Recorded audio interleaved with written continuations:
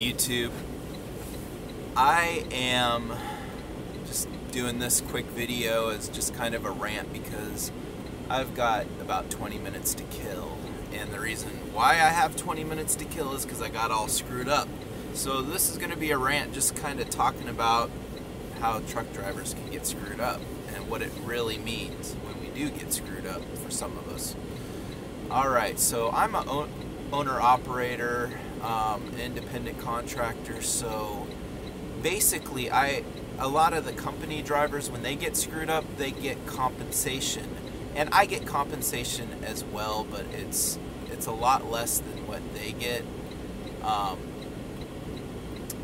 For instance, in order for me to get detention, I have to sit at a customer for 6 hours. Company driver, it's 2 hours. And I know this because I used to be a company driver with the same company that I'm with now. So that in itself is wrong. But what that implies is that if I get messed up at a customer and I have to sit there for 6 hours, it hurts my pocketbook a lot more than it does a company driver. Because a company driver, not only do they get that detention, but when they call into their company and they're like, this is what's happening, any loads that they have on them that are going to be impacted are taken off, and they're reassigned to new loads. A lot of times that can be a struggle and gets messed up, but a lot of times it goes smoothly, so they're not stressed trying to make it to the next load because the one that they're at is delaying them. And whereas when you're an independent contractor, it turns into a domino effect, especially when you're booking your own loads like I am. You basically show up, you find out you're screwed, and now every other load you have after you is also screwed. So you have to call in and get them all taken off, and then deal with the scraps, because by that time you're at the last minute because you're all the loads that had been on the board that you stocked yourself up on are now gone, and you're dealing with scraps. So it costs you a lot of money that way, because now you're picking from loads that are going to pay you a lot less. So anytime you get screwed up, it really screws you up.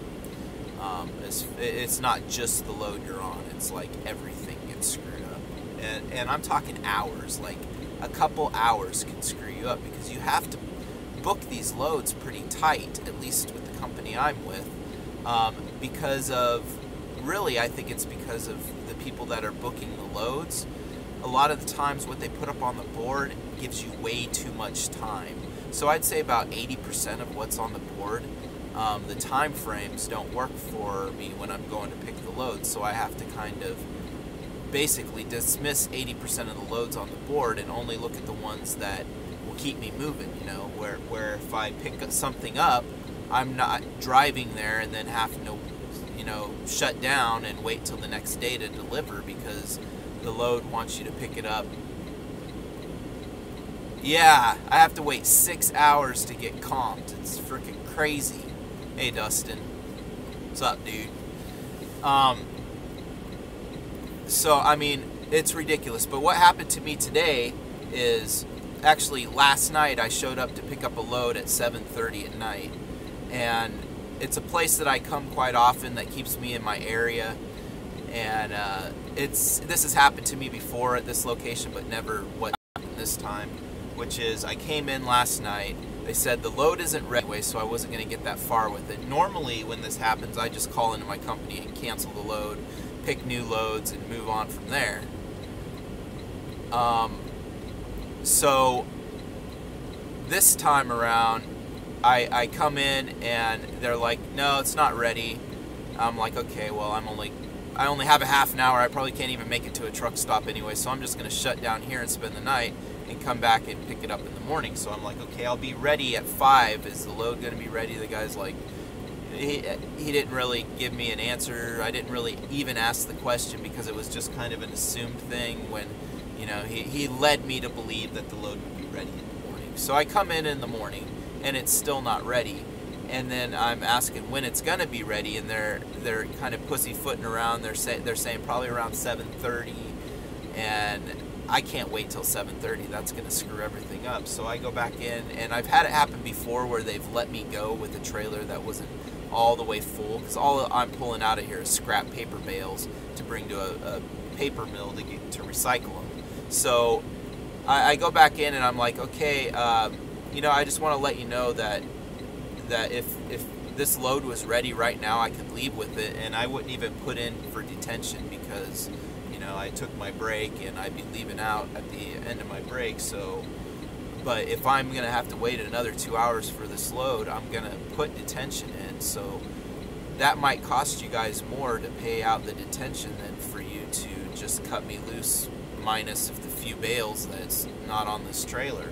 I was trying to basically give them some information so they could make a business decision on whether they wanted to pay for my detention or whether they wanted to pay for, because at that point, 7:30, that would have been 12 hours. I would have put in for 12 hours of detention.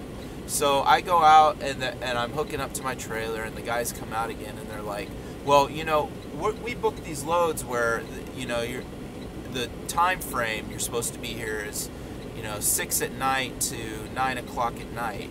And I'm like, yeah, that's when I came in last night, when my load was booked for last night.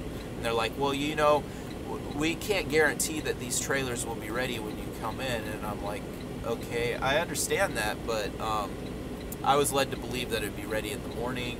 You know, I could have canceled last night and been out of here and dealt with all that last night, but now I'm having to deal with it in the morning. You know, it's not really a big deal. I just want to make sure that, you know, the information I gave you guys was just so you can make a business decision. And he's like, well, we're not going to be paying attention. I said, I understand that. I just wanted to let you know I was going to put in for it if, you know, I had to wait around anymore for this trailer. And he's like, well, you might just want to grab your empty trailer and get out of here. And I'm like, okay, well, I could do that, but I got to call my company and make sure that, you know, everyone is on board with that decision for this, you know, for the solution for this. So that ends up being what I'm doing. So now I've had to cancel the load. So what that means, it's not getting me to my next load that was going to get me home. And this is something I deal with quite often.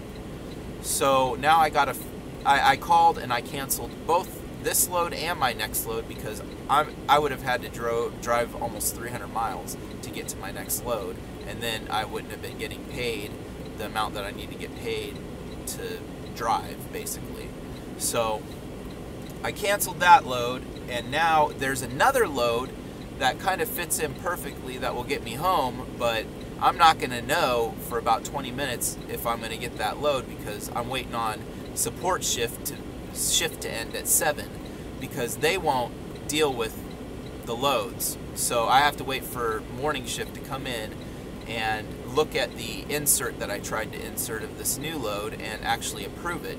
Well, it's one of those things where it could not be there in 20 minutes. Somebody else could need that load, and not only that, people that work for the company could be looking to fill that load, because that load there, I'm sure people are already working on trying to find a driver for that load. So I need that load. So I'm kind of like hoping and praying that something doesn't happen, because it's the only one on the board that's going to get me home and pay me a good amount. So I'm hoping that works out for me, but this is the type of thing I always have to deal with. Always. And all the time. And now I do get paid, but it's shit pay. I get paid because I showed up to the load and they all canceled it on me. I get paid $150.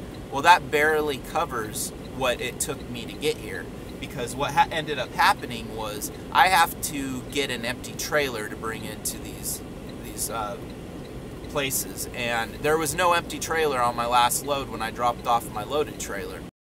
They had to send me to get an empty trailer. Well, they ended up sending me over this toll bridge, up a trailer way out of route to bring back to, I'm in Louisville now, so I went down, and that trailer ended up not being an empty trailer. It had a bunch of product in it, so I had to they had to send me to go get another empty trailer. Well, they send me over the toll bridge again to go get another empty trailer. That's 1 mile over the damn toll bridge. So I had to pay $10 to come this way on the toll bridge, $10 to go back over the toll bridge to grab an empty trailer, and then $10 again to go get the trailer to my customer I'm at now. So that's $30 right now. And if I book a load that goes over that damn bridge again, it's going to be $40 going over this freaking bridge on top of the 100 and something miles that I drove to get here where I'm now with this trailer. So $150 puts me at about $1 a mile, you know, after I subtract the tolls. So I kind of got screwed even coming here. I mean, it doesn't really cover anything, plus my time. So this is the type of stuff that I have to deal with all the time, just getting screwed financially from everything, the events, and how I'm at the low end of the totem pole of priorities. You see, this trailer, they could have had it loaded last night. If they would have prioritized me as a driver and getting this trailer loaded, when I showed up at 5, which I was very clear I was going to be ready to go at 5, if the night shift guy would have been like, hey, we have a driver coming in at 5 to get this trailer, make sure you guys load it over the night and that it's ready for him, none of this would have happened. But that's not how they treat us out here. That's not how they treat us at all. So this might be the last time I come to this customer, even though it is a good load, it pays well, and it keeps me in my area. Either that, or I'll just chalk it up to booking it as a load that could fail on me in situations when I know I'm not going to get screwed. Like, if this works out perfectly, I don't get screwed that bad, because the load that I found almost from here, it's 4 miles away, directly home. So if I don't, I'm screwed. I'm gonna have to figure something out. So I got about 5 more minutes till support shift gets in and I start getting up their ass to get this figured out. So this is just one little thing, and I just wanted to do just a trucker rant of woe is me, isn't my life fucked? It's really not. I'm blessed in so many ways. But, you know, this is one of those things that in truck driving, you know, to make this right for me, first off, because I was told that the load would be ready, I should be getting paid detention on top of this load canceling. Because I sat here for almost 10 hours. Even though I was on a break, I was still waiting on a load. So because it didn't get canceled till I come back in the next morning, those 10 hours were 10 hours of me waiting. I should be getting paid detention for that. But I'm not. I should be getting those tolls covered of my truck driving company sending me over that bridge back and forth to get an empty trailer. I should be able to call them up and say, hey, look, I just went over this bridge to do this load, and you know, I can understand 4 times to get empty trailers. Can you guys throw me $20 to cover that? They won't, but they should. The other thing is, I only get paid if I go out of route to get a trailer. I only get paid after 50 miles, and then you get $1 per mile that they put you out of route for. Well, this empty trailer search ends up putting me out about 47 miles. So that 3 mile difference, they won't pay me shit, even though I get sent back and forth over this toll road. So I get totally fucked. I just totally got fucked today. It doesn't happen that often because I'm smart about this game, because I've been doing it so long that I keep myself from getting fucked because I know where I'll get fucked at. But I got fucked today. Now, if this all works out and I get this load, I'm not as fucked, so I actually will be kind of happy. It will make my day a lot shorter. I'll be able to drive almost straight home with a load, because I was kind of cutting it close with what I did have planned on me. So I won't have to stress out about that, about possibly, because I was going to go into a customer and have to be unloaded at a customer that has taken up to 4 hours, and it would really only have to be a 2-hour unload for me to have been able to make it to the customer after that. So it was cutting it tight, and that's always stressful, so I don't have to deal with that. But I'm going to get off this live stream. Thanks for watching. Dustin, Taylor, I'm going to make that video, that story time video soon, and I'm going to be dedicating it to you, my #1 fan on YouTube. Hey Dustin, I started a new YouTube channel, and it is a covert channel. That means I created it and I don't put my face on it. I don't tell anyone who I am because I will be safe. I don't tell anyone who I am because I'm going to be saying some things on there that I don't want to fuck me up by people on the internet trying to figure out who I am and coming after me. So there's lots of interesting stuff on this new channel, and because I know you'll keep my secret, I'll send you a link to it, and you can, if you want, watch more of my craziness on there. Alright, man, I'll see you guys later, YouTube. Bye.